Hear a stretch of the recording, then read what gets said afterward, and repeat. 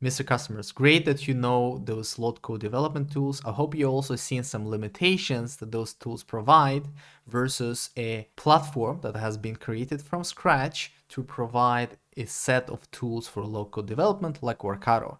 And how we compare is basically three different things that I want to talk about. It is the usability, will users love it? It is the governance, do you have ability to control it, and the flexibility, are you able to do what you need? So when it comes to usability, this is just an example how we would create an integration or automation in Workato that is run every hour, takes some data from Excel and inserts it into Dynamics 365.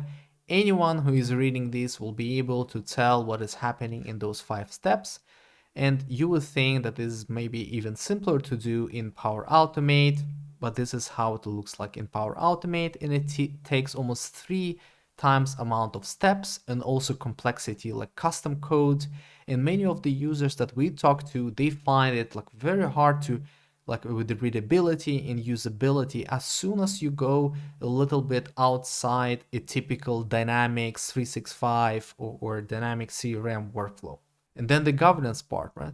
So Workato was created as a platform that has the ability to scale from day one, and then also means to support for governance from day one. When Power Platform was designed, it was always meant to be just a supporting tool inside Microsoft CRM. And today, Microsoft themselves, what they have as a governance, it is called Microsoft Power Platform Center of Excellence. But what they say here is basically we have a framework, but it's only supported by our third-party community and not by Microsoft themselves.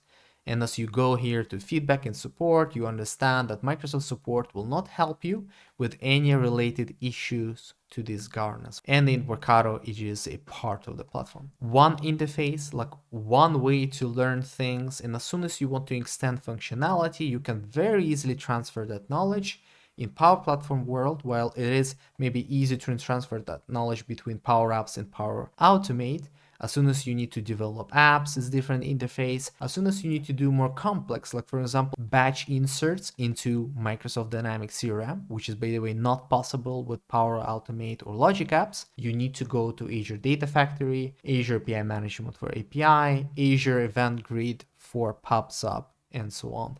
And that just breaks the user experience. Suddenly you are back to having like 6 different applications, 6 different tabs that you need to go through to be able to develop what you want. And then finally, a modern stack that is Workato built on versus the Power Platform that still has some legacy background from the CRM world. And that is Power Automate. So this is how it looks like, very modern interface. But let's go, for example, into user and permission management, and suddenly we're faced with this screen. So someone who is not familiar with Dynamics world, they will be immediately lost here.